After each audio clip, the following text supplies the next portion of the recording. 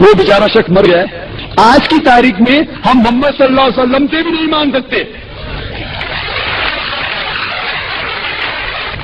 شفا مطلب سفارش وسیلہ حرام ہے.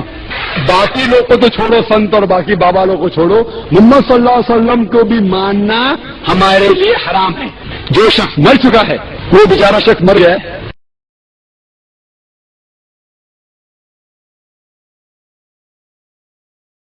يا أيها النبي إنا أرسلناك شاهدا ومبشرا ونذيرا.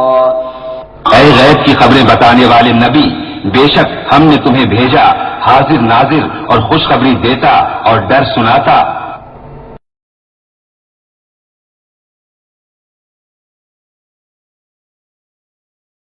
کیا جنہوں نے اپنا مطلب مذہب کو ڈیپلی نہیں دیکھا ہوتا، نہیں جانا ہوتا، سنی سنائی باتیں ان کے ذہن میں ہوتی ہیں. ان کے ذہن میں تصور یہ ہوتا ہے کہ جب کبھی کوئی ایسی محفل ہوگی، نعتیہ محفل یا ذکر کی محفل، میلاد کی محفل، تو ہمارے نبی اس محفل میں ضرور تشریف لاتے ہیں. یا ایک کانسیپٹ ہوتا ہے کہ ہم کہتے ہیں یا رسول اللہ، اس کا مطلب ہے کہ ہمارے نبی ہر جگہ موجود ہیں، یہاں بھی ہیں، یہاں بھی ہیں، یہاں بھی ہیں، تو ہم نبی قریب کو قریب سے پکارتے ہیں یا رسول اللہ. یہ ہمارا خیال نہیں. پہلی بات یہ کہ یہ مسلمانوں کا عقیدہ نہیں ہے کہ جب بھی کوئی محفل ہوگی ہمارے نبی ضرور اس میں تشریف لاتے ہیں. یہ ہمارا عقیدہ نہیں. ہمارا یہ عقیدہ ضرور ہے کہ اگر ہمارے نبی تشریف لانا چاہیں تو اللہ کی عطا سے تشریف لا سکتے ہیں.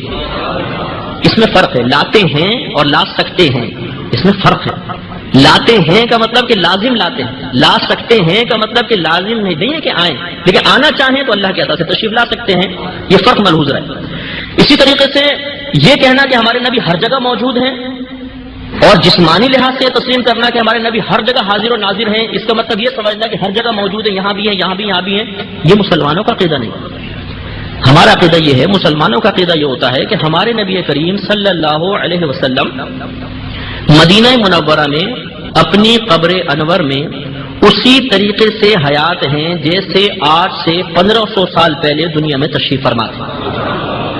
اور اس پر دلیل ابن ماجہ جو صحیح ستہ میں سے ہے، اس کی دلیل ہے کہ صحابہ کرام علیہ رضوان نے پوچھا کہ یا رسول اللہ صلی اللہ علیہ وسلم، جب آپ دنیا سے پردہ فرما جائیں گے تو ہمارا درود پاک آپ کی بارگاہ میں کس طرح پیش کیا جائے گا؟ یہ نبی تو پیش کیا جاتا ہے، پھر تو آپ وصال فرما جائیں گے.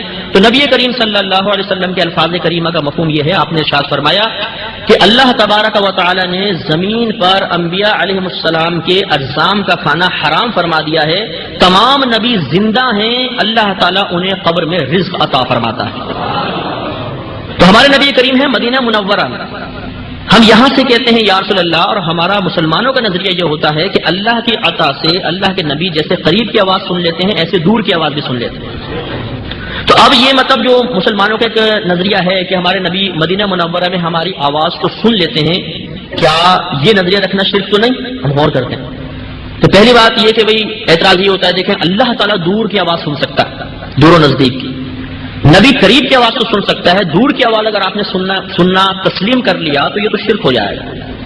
تو اس کا دو طرح ہی جواب دیا جاتا ہے. ایک جواب تو یہ ہے کہ اللہ تبارک و تعالی دور کی آواز سنتا ہی نہیں ہے. وہ کیسے؟ وہ اس لیے کہ اللہ تعالیٰ کو پہلے آپ یہ ثابت کریں کہ وہ کسی شے سے دور ہے. بتائیں وہ چیز لے کر آئیں جس سے اللہ تعالیٰ دور ہو. تو اللہ تعالیٰ تو کسی مخلوق سے دور ہے ہی نہیں، وہ تو ہماری شہرت سے زیادہ قریب ہے. تو اللہ تعالیٰ تو فقط قریب کی آواز سنتا ہے، دور کی آواز سننا فقط نبی کا خاصہ ہو سکتا ہے. جو یہ کہے کہ اللہ تعالیٰ دور کی آواز سنتا ہے، پہلے وہ یہ ثابت کرے کہ اللہ دور ہے، اور یہ ثابت نہیں کر سکتا. ہاں شاید جس کا رب دور ہوگا وہ پکارتا ہوگا. ہمارا رب تو بہت نزدیک ہے، وہ تو شہرت سے زیادہ قریب ہے. ہاں ہمارے نبی جسمانی لحاظ سے ہم سے دور ہیں، روحانی اعتبار سے ہمارے قلب میں ہیں، جسمانی اعتبار سے دور ہیں، تو نبی کو دور سے پکارا جائے گا، اللہ تعالیٰ کو نہیں. ایک جواب تو یہ ہے. اور دوسرا برسبیل تسلیم، چلے ہم تسلیم کر لیتے ہیں کہ جو ہم جس کو دور کی آواز کہہ رہے ہیں وہ اللہ تعالیٰ سن لیتا ہے، مان لیں. تو پھر اب یہی بات کہ اب ہم یہ دیکھیں گے کہ نبی کریم کا دور سے سننا یہ بھی ایک صفت ہے، اللہ تعالیٰ کا دور سے سننا یہ بھی ایک صفت ہے. ان میں کوئی فرق بھی ہے کہ نہیں ہے؟ تو وہی تین فرقوں سے شرک جڑ سے اکھڑ جائے گا کہ اللہ تبارک و تعالیٰ کا دور سے سننا ذاتی، نبی کا عطائی، اللہ کا لامحدود، نبی کا محدود، اللہ کا غیر فانی، نبی کا فنا پذیر ہو سکتا ہے. تو اب آپ یہ بتائیے کہ پھر یہ شرک کیسے رہا؟ اچھا میلاد مصطفیٰ منائی 12ویں شریف، کیا یہ شرک ہے کہ نہیں؟ تو اب آپ خود غور کریں کہ میلاد پاک میں تو شرک کا شائبہ ہو ہی نہیں سکتا. شرک تو اس صورت میں ہو جب اللہ کے لیے بھی پہلے میلاد مان لیں. اللہ کی میلاد ہو سکتی ہے؟ میلاد تو اس کی ہے جو پہلے نہیں تھا پھر وجود میں آیا. ہمارے نبی پہلے کائنات میں نہیں تھے، ازلی ذات فقط اللہ تعالیٰ کی ہے. پھر اللہ نے اپنے حبیب کریم صلی اللہ علیہ وسلم کو پیدا فرمایا. تو میلاد تو اسی کی منائی جائے گی جو پیدا ہوا. تو اگر معاذ اللہ اللہ تعالیٰ بھی پیدا ہوتا اور پھر ہم نبی کا میلاد مناتے تو کہیں جا کے شرک ایک شائبہ ہو سکتا تھا کہ دیکھو جی اللہ بھی پیدا ہوا، نبی بھی پیدا ہوئے، تو اللہ کا میلاد بھی منا رہا اور نبی کا میلاد تو شرکت ہو گئی.